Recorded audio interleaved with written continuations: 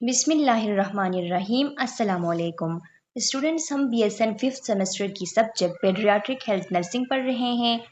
Paediatric health nursing में आप लोगों के कोर्स का यूनिट 10 हमने स्टार्ट किया है, जीआई डिसफंक्शंस।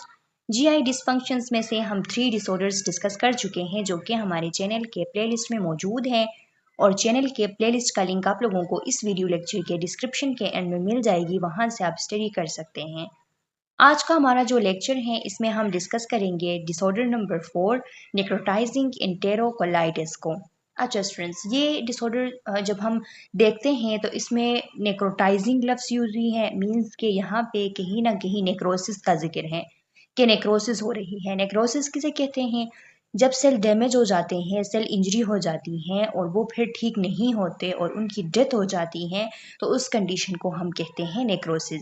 और यहाँ पे इंटेरोकोलाइटिस भी है साथ में, मींस के इंटेरो यानी इंटेस्टाइन की बात हो रही है, और इसके अलावा कोलाइटिस यानी कोलोन जो है वहाँ पे इन्फ्लेमेशन है, यानी एक ऐसी कंडीशन कि वहाँ पे सेल की डेथ हो रही है और उसकी वजह से वहाँ पे जो एरिया है, जो कोलोन है, उसमें इन्फ्लेमेशन है। इसको हम कहते हैं नेक्रोटाइजिंग इंटेरोकोलाइटिस।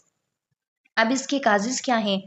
तो लिखा है आप लोगों के स्लाइड्स में कि जो 60 to 80% केसेस होते हैं वो प्री मेच्योरिटी की वजह से होते हैं, यानी जो प्री मेच्योर इन्फेंट पैदा होते हैं, टाइम से पहले पैदा होते हैं, प्री मेच्योर होते हैं, तो उनमें से देखा गया है कि 60 to 80 जो बच्चे होते हैं उनको नेक्रोटाइजिंग इंटेरोकोलाइटिस होती हैं। इसके अलावा कुछ ऐसे बच्चे जिनको कंसनट्रेटेड फार्मूलाज देते हैं तो उनको भी हो जाती हैं। कंसनट्रेटेड फार्मूलाज जो है स्टूडेंट्स, वो बहुत ज़्यादा हाइपर ऑस्मोलर होते हैं। हाइपर ऑस्मोलर का मतलब ये है कि as compare to body fluids, उन फार्मूलाज के अंदर जो प्रोटीन है, साल्ट है, शुगर जो पार्टिकल्स है, उनकी मकदार ज़्यादा होती हैं। उनकी मकदार ज़्यादा होने की वजह से वो क्या करते हैं, जो इंटेस्टिनल सेल्स हैं वहाँ से वो वाटर को ड्रा कर लेते हैं, और वो जो गट की ल्यूमेन होती है, जो इंटेस्टाइन की जो ल्यूमेन होती है, वहाँ पे उसको लेके जाते हैं। जब इस तरह ब्लड जो है वो सेल से छीन जाता है तो क्या होता है, वहाँ पे जो गट के जो सेल्स हैं, जो इंटेस्टाइन के सेल्स हैं, उनकी डिहाइड्रेशन हो जाती हैं। डिहाइड्रेशन की वजह से वहाँ की जो लाइनिंग है वो डैमेज हो जाती हैं, वहाँ पे जो ब्लड फ्लो है वो रिड्यूस हो जाती हैं। अब इन सब की वजह से क्या होता है कि जो जो गट एरिया है, जो गट के सेल्स हैं, वो बहुत ज़्यादा कमज़ोर हो जाते हैं और इन्फेक्शन को वो प्रोन हो जाते हैं। इस तरह रिस्क बढ़ जाती है नेक्रोटाइजिंग इंटेरोकोलाइटिस की। इसके अलावा लिखा है यहाँ पे कि वो इन्फेंट्स जिनको ब्लड ट्रांसफ्यूजन होती हैं, तो ब्लड ट्रांसफ्यूजन में अब ऐसा क्या है कि ब्लड ट्रांसफ्यूजन की वजह से इंटेरोकोलाइटिस हो जाती हैं, और वो भी साथ में जो नेक्रोटाइजिंग इंटेरोकोलाइटिस है वो। तो ये क्यों होती हैं? ये इसलिए होती हैं क्योंकि जब भी ब्लड ट्रांसफ्यूजन होती हैं तो ब्लड ट्रांसफ्यूजन के बाद क्या होता है, ब्लड वॉल्यूम जो है वो सडनली इंक्रीज हो जाती है। जब ब्लड वॉल्यूम सडनली इंक्रीज हो जाती हैं तो बॉडी उसको क्या करती है, जो वाइटल ऑर्गन्स हैं उनकी तरफ उसको जो है वो हम कह सकते हैं कि धकेलती हैं, ले जाती हैं वाइटल ऑर्गन की तरफ। जब वो वाइटल ऑर्गन की तरफ चले जाते हैं तो उससे क्या होता है, वेजोकंस्ट्रक्शन जो है वो ट्रिगर हो जाती है। वेजोकंस्ट्रक्शन क्यों ट्रिगर हो जाती है? वो इसलिए कि जो ऑक्सीजन लेवल है वो इंक्रीज हो जाता है, और ऑक्सीजन लेवल जब इंक्रीज हो जाता है तो वो बॉडी को सिग्नल दे रही होती है कि अब ब्लड फ्लो जो है वो उसकी उसका कम होना जो है अभी नीडिड है। तो इस वजह से क्या होता है, वेजोकंस्ट्रक्शन होता है। और एक दूसरा ये भी इसका रीज़न है कि जो स्टोर ब्लड होती है जिसको हम ट्रांसफ्यूज कर रहे होते हैं, तो जब भी ब्लड को स्टोर किया जाता है तो उसमें जो नेचुरल वेजोडाइलेटर होती है नाइट्रिक ऑक्साइड, वो क्या होता है, वो कम हो जाता है। तो इसकी कम होने की वजह से भी वेजोकंस्ट्रक्शन ट्रिगर हो जाती है, और साथ में इन्फ्लेमेटरी मीडिएटर्स जो है वो स्टार्ट हो जाते हैं, ब्लड जो है वो ज़्यादा विस्कस बन जाता है। इस तरह उसकी विस्कोसिटी ज़्यादा होने की वजह से, वाइटल ऑर्गन की तरफ ज़्यादा जाने की वजह से, वेजोकंस्ट्रक्शन होने की वजह से जो गट की जो सेल्स है उनकी तरफ ब्लड का फ्लो जो है वो कम होता है, और ब्लड फ्लो जब कम होता है तो वहाँ के जो सेल्स है वहाँ पे इस्कीमिया हो जाता है, और उस इस्कीमिया की वजह से यानी ब्लड ना होने की वजह से, ब्लड की कमी की वजह से वहाँ के सेल्स जो है उनकी नेक्रोसिस होती हैं। तो इस तरह जब ब्लड ट्रांसफ्यूजन हो जाता है तो उसके बाद रिस्क बढ़ जाता है नेक्रोटाइजिंग इंटेरोकोलाइटिस का। इसके अलावा जीआई इन्फेक्शंस, वो बच्चे जिनको जीआई इन्फेक्शंस है, ज़ाहिरी सी बात है कि जीआई इन्फेक्शन अगर है तो वहाँ पे इन्फ्लेमेशन हो जाती है, वहाँ पे सेल डेथ की जो रिस्क है वो बढ़ जाती हैं। इसके अलावा लिखा है कि infants with polycythaemia congenital heart disease, यानी पोलिसाइथीमिया अगर है बच्चे को तो उसको भी वो इस रिस्क पे है कि उसको नेक्रोटाइजिंग इंटेरोकोलाइटिस हो जाती है। अब पोलिसाइथीमिया की वजह से क्यों? तो जाहिर सी बात है कि जब पोलिसाइथीमिया होती है तो उसमें क्या होता है, एबनॉर्मली आरबीसीज जो है उनकी मकदार बढ़ जाती है, हीमेटोक्रेट जो है वो उसका हीमेटोक्रेट लेवल जो है वो बढ़ जाता है, ब्लड बहुत ज़्यादा थिकर हो जाता है। ब्लड जब थिकर हो जाता है तो वो क्या होता है, जब ब्लड थिकर होता है तो उसकी जो फ्लो है वो कम हो जाती है, और फ्लो जब कम होती है तो ऑक्सीजन की डिलीवरी जाहिर सी बात है कम होती है, रिस्क ऑफ क्लॉट होता है, रिस्क ऑफ स्ट्रोक होता है, साथ साथ रिस्क ऑफ गट इस्कीमिया के इंटेस्टाइन के जो सेल्स हैं उनको नहीं ऑक्सीजन पहुंच पा रही, तो वहाँ पे ऑक्सीजन के नहीं पहुंच पाने की वजह से सेल डेथ हो जाती है और नेक्रोटाइजिंग इंटेरोकोलाइटिस का रिस्क जो है वो बढ़ जाता है। अब देखिए क्लिनिकल मैनिफेस्टेशंस, यानी इसके क्लिनिकल मैनिफेस्टेशंस, इसके अलामात क्या होंगे इस डिसऑर्डर के।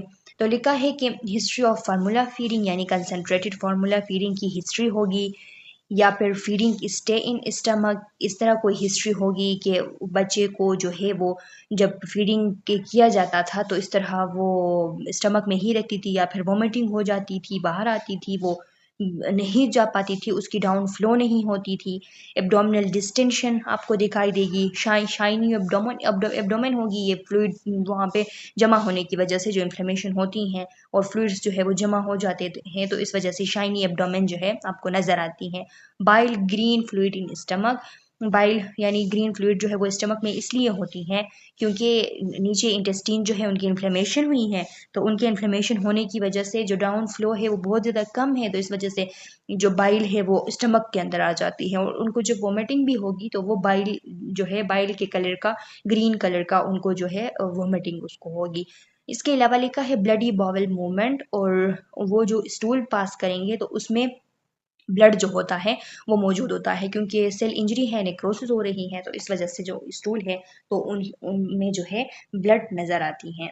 देखिए लिखा है gas filled loops of bowel in necrotising enterocolitis, ये इसी तरह होता है कि नेक्रोटाइजिंग इंटेरोकोलाइटिस के अंदर ये आप लोगों को शो हुई है, यहाँ पे आप लोग देख सकते हैं कि इस तरह गैस जो है वो फिल्ड हुई है पूरे लूप्स के अंदर।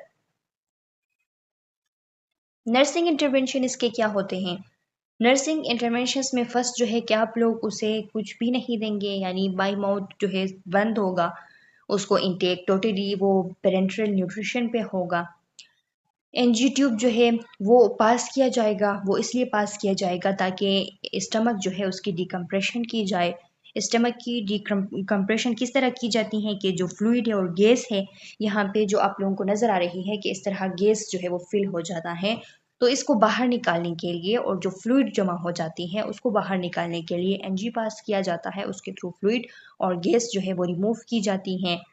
इसके अलावा आईवी रिप्लेसमेंट की जाती है, ज़ाहिर सी बात है इनटेक नहीं है, एनपीओ पे है, तो उसको फ्लूइड जा रहे होते हैं, फ्लूइड लगानी होती है, आईवी एंटीबायोटिक्स पे रखना होता है, एक्स्ट्रा ऑक्सीजन अगर नीडेड है। इसके अलावा एब्डोमिनल एक्सरे किए जाते हैं ताकि प्रोग्रेस जो है उसको मॉनिटर किया जाए, और एब्डोमिनल गर्थ जो है उसको एवरी 4 आवर चेक किया जाता है। ये इसलिए चेक किया जाता है ताकि एब्डोमिनल डिस्टेंशन जो है उसका पता चले कि कितना है, प्रोग्रेशन को देखा जाए कि अभी इतना था तो थोड़ी देर बाद वो ज़्यादा हो रहा है, यानी 4 घंटे बाद, या फिर कम हो रहा है, उसको देखने के लिए। कॉम्प्लिकेशंस देख ले, इसकी कॉम्प्लिकेशंस क्या है जब नेक्रोटाइजिंग इंटेरोकोलाइटिस हो जाती है, तो इसकी वजह से इंटेस्टिनल परफोरेशन हो सकती हैं, यानी सुराख बन जाता है जिस जगह पे ये नेक्रोटाइजिंग इंटेरोकोलाइटिस हो जाती है उस जगह पे सुराख बन जाती है, परफोरेशन उसकी हो जाती है। Surgery to remove dead bowel, इसकी कॉम्प्लिकेशन ये भी है कि बात सर्जरी तक पहुंच सकती हैं कि जो डेथ बॉवेल है उसको रिमूव किया जाए। कोलोस्टमी और इलियोस्टमी, ये 2 कंडीशन है कि किए जा सकते हैं कि कोलोस्टमी उसकी की जाए। इसके अलावा जो है bowel is reconnected when infection and inflammation have resolve, फिर जाके ये जो कोलोस्टमी की जाती है या इलियोस्टमी की जाती है तो उसके बाद जब वो इन्फेक्शन ख़त्म हो जाती है तो फिर दोबारा से बावेल जो है उसको रिकनेक्ट किया जाता है। अब ये सारे जो है वो सब कॉम्प्लिकेशंस में आते हैं। अच्छा स्टूडेंट्स, तो ये कवर हो चुकी हैं। ये जो डिसऑर्डर थी आप लोगों की, मैं उम्मीद करती हूँ आप लोगों को समझ आ गई है। फिर भी इसमें अगर कोई क्वेश्चन, कोई कन्फ्यूजन है तो आप लोग पूछ सकते हैं, कमेंट सेक्शन में अपना क्वेश्चन डाल लें। मैं नेक्स्ट वीडियो लेक्चर में जब आप लोगों को जो डिसऑर्डर है इंट्यूसेप्शन वाला ये पढ़ाऊँगी तो उसमें आप लोगों के क्वेश्चंस का आंसर करूँगी। तब तक के लिए अल्लाह हाफ़िज़।